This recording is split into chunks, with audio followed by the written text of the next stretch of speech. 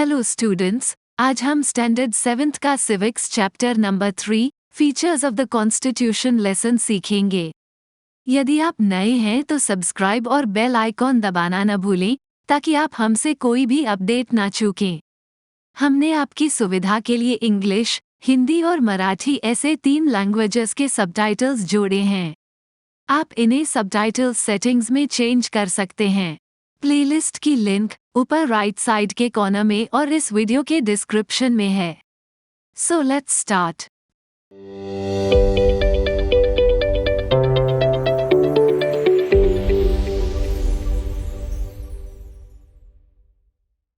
पिछले 2 लेसन्स में हमने पढ़ा कि हमारा कॉन्स्टिट्यूशन कैसे बना है। हमने इसके प्रियम्बल के बारे में भी अध्ययन किया और sovereign, socialist, secular, democratic, Republic जैसे शब्दों को समझा। प्रियम्बल में दिए गए ये गोल्स हमारे कॉन्स्टिट्यूशन के विशेषताएं हैं।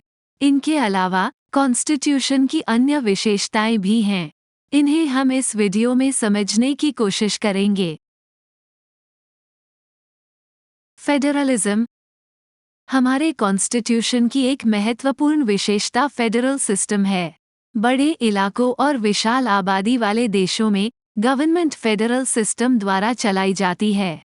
एक ही कैपिटल शहर से एक बड़े इलाके पर शासन करना न केवल कठिन है, बल्कि इससे कुछ दूर रहने वाले इलाके नज़रअंदाज भी हो सकते हैं। वहाँ रहने वाले लोग गवर्नमेंट के मामलों में भाग नहीं ले सकते। इसलिए एक फेडरेशन में गवर्नमेंट 2 लेवल्स पर कार्य करती हैं। सेंट्रल गवर्नमेंट पूरे देश की रक्षा, फॉरेन पॉलिसी, शांति स्थापित करना आदि कार्य करती है। इसे यूनियन गवर्नमेंट या फेडरल गवर्नमेंट भी कहा जाता है। ये पूरे देश का एडमिनिस्ट्रेशन संभालती है। हम जिस इलाके में रहते हैं, उस इलाके को देखने वाली गवर्नमेंट को स्टेट गवर्नमेंट कहा जाता है। ये किसी विशेष स्टेट के एडमिनिस्ट्रेशन की देखभाल करती है। उदाहरण के लिए महाराष्ट्र गवर्नमेंट महाराष्ट्र स्टेट की एडमिनिस्ट्रेशन करती है।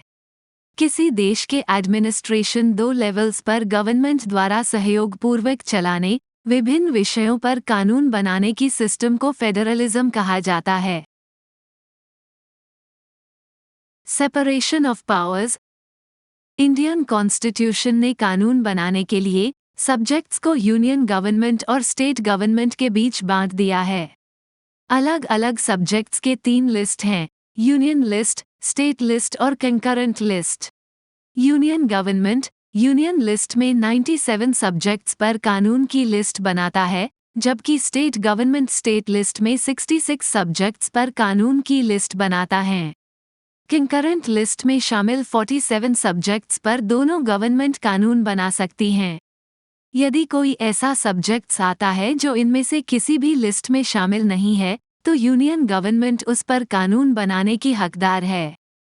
इन शक्तियों को रेसिडुअरी पावर्स कहा जाता है। क्या आप जानते हैं?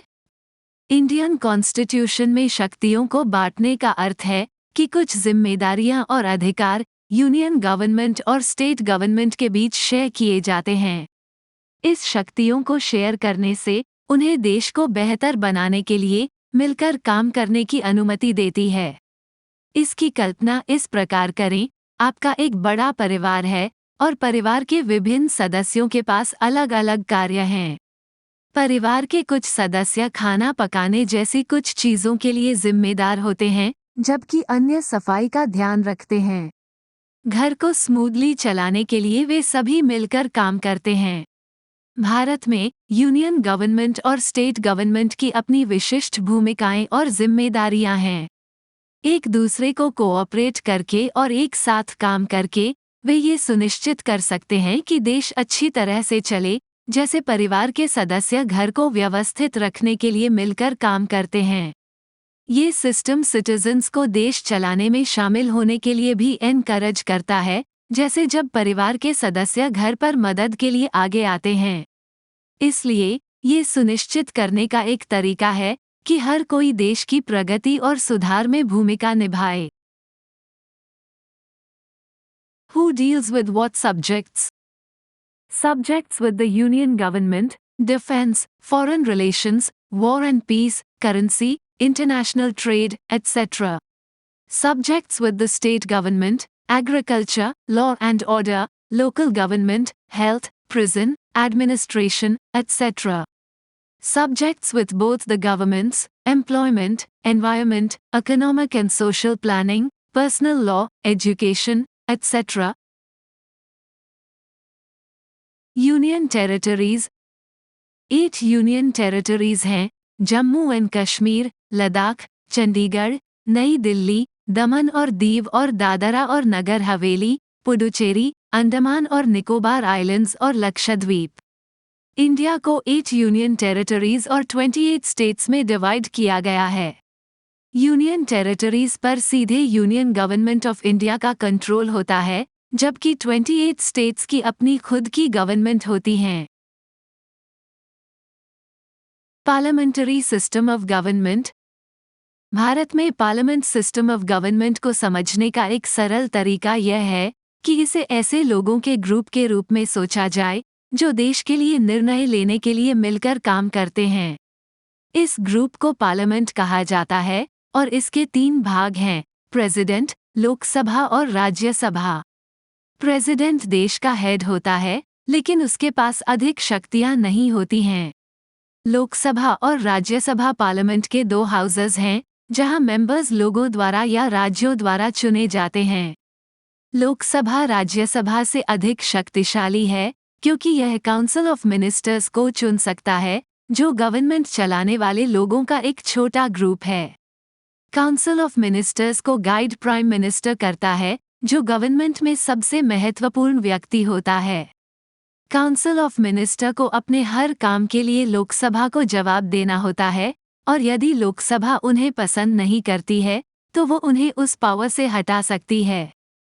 पार्लियामेंट में भी देश को प्रभावित करने वाले विभिन्न मुद्दों पर खूब चर्चा और बहस होती है, और वे कानून बना सकते हैं या उनमें बदलाव भी कर सकते हैं। क्या आपको पता है? आपने करेंसी नोट तो जरूर देखे होंगे। करेंसी नोटों पर सेंट्रल गवर्नमेंट द्वारा गारंटी शब्द प्रिंट किया होता है। अगर आपने किसी पुलिस यूनिफॉर्म पर बैज देखा है, तो उस पर लिखा होता है महाराष्ट्र पुलिस। आपने निश्चित रूप से इंडियन रेलवेज और Maharashtra state road transport corporation भी देखे होंगे। इसका मतलब ये है कि हमारे देश में गवर्नमेंट 2 लेवल्स पर काम करती है। एक है सेंट्रल गवर्नमेंट और दूसरी है स्टेट गवर्नमेंट। इंडिपेंडेंट जुडिशरी: कभी कभी लोगों के पास ऐसी समस्याएं होती हैं जिन्हें वे स्वयं हल नहीं कर सकते। उन्हें उचित समाधान खोजने में मदद के लिए किसी की आवश्यकता होती है। वह जुडिशरी है। जुडिशरी उन लोगों का एक ग्रुप है जो जजेस के रूप में कार्य करते हैं। वे समस्या के दोनों साइड्स को सुनते हैं और निर्णय लेते हैं कि कौन सही है और कौन गलत है।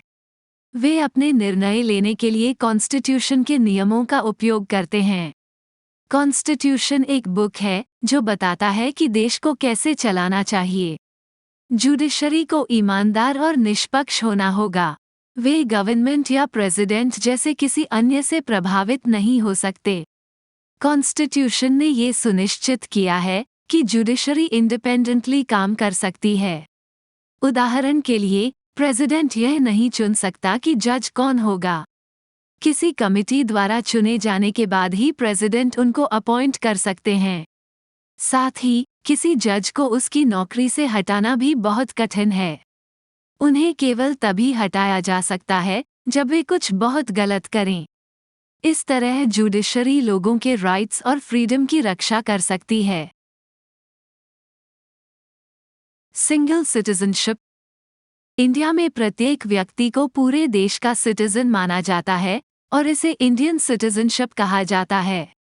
कुछ अन्य देशों के विपरीत, जहां सिटीजनशिप के अलग अलग लेवल्स जैसे स्टेट या रीजनल सिटीजनशिप हो सकते हैं, भारत में सिटीजनशिप का केवल एक ही लेवल है और यह सभी इंडियंस पर लागू होता है, चाहे वे किसी भी स्टेट या रीजन से आते हों। इसका मतलब ये है कि सभी इंडियन सिटीजन्स के अधिकार और जिम्मेदारियां सेम हैं, चाहे वे देश में कहीं भी रहें। Process of amending the constitution: कभी कभी हमें कॉन्स्टिट्यूशन में कुछ नियमों को बदलने की आवश्यकता होती है, क्योंकि समय के साथ चीजें बदलती हैं। लेकिन हम नियमों को बार बार नहीं बदल सकते, क्योंकि इससे चीजें अनस्टेबल हो जाएंगी। कॉन्स्टिट्यूशन हमें बताता है कि नियमों को कैसे बदलना है, ताकि हम बिना सोचे समझे उनमें बदलाव न करें। नियम बदलने का तरीका बहुत ही खास है। ये बहुत कठिन नहीं है, लेकिन बहुत आसान भी नहीं है। कुछ बदलाव दूसरों की तुलना में अधिक महत्वपूर्ण होते हैं, इसलिए उन्हें अधिक सोच विचार और सहमति की आवश्यकता होती है। नियमों को बदलने का तरीका भी फ्लेक्सिबल है, जिससे हम सामान्य बदलाव आसानी से कर सकते हैं। Election commission. भारत एक ऐसा देश है जहां लोग चुन सकते हैं कि उन पर कौन शासन करेगा। इसे कहते हैं डेमोक्रेसी, लेकिन लोग अपने लीडर्स कैसे चुनते हैं? वे इलेक्शंस में वोट करके ऐसा करते हैं। इलेक्शंस एक बड़ी परीक्षा की तरह हैं, जहां लोग अपने पसंदीदा कैंडिडेट को कागज या मशीन पर सिलेक्ट कर सकते हैं। लेकिन ये कौन सुनिश्चित करता है कि चुनाव निष्पक्ष और ईमानदार हों? ये कौन सुनिश्चित करता है कि कोई लोगों को धोखा न दे या उन्हें किसी ऐसे व्यक्ति को वोट देने के लिए मजबूर न करे जिसे वे पसंद नहीं करते? यह इलेक्शन कमीशन का काम है। इलेक्शन कमीशन उन लोगों का एक ग्रुप है जो गवर्नमेंट का हिस्सा नहीं है। उनके पास इलेक्शंस के संबंध में नियम और निर्णय लेने की शक्ति है। उनके पास नियम तोड़ने वाले या धोखाधड़ी करने की कोशिश करने वाले किसी भी व्यक्ति को पनिशमेंट करने की भी शक्ति है। इलेक्शन कमीशन डेमोक्रेसी के लिए बहुत महत्वपूर्ण है, क्योंकि यह लोगों को स्वतंत्र और निष्पक्ष रूप से वोट करने में मदद करता है। इंडियन कॉन्स्टिट्यूशन हमें बताता है कि हमारे देश को कैसे काम करना चाहिए। इसमें लोगों और गवर्नमेंट के लिए कई नियम और अधिकार हैं। इनमें से एक नियम ये है कि इलेक्शंस कराने के लिए एक इलेक्शन कमीशन होना चाहिए। दूसरा नियम ये है कि सभी के लिए कुछ बेसिक राइट्स होने चाहिए, जैसे बोलने की आज़ादी और इक्वालिटी। इन्हें फंडामेंटल राइट्स कहा जाता है। हम अगले चैप्टर में उनके बारे में और जानेंगे। तो इसके साथ यह चैप्टर खत्म होता है। इस लेसन के क्वेश्चन आंसर हमने एरोमाइट के वेबसाइट पर अपलोड कर दिए हैं। इस वेबसाइट की लिंक आपको डिस्क्रिप्शन बॉक्स में मिल जाएगी। इसके आगे के लेसन देखने के लिए इस वीडियो को लाइक, शेयर और सब्सक्राइब करना ना भूलें। धन्यवाद।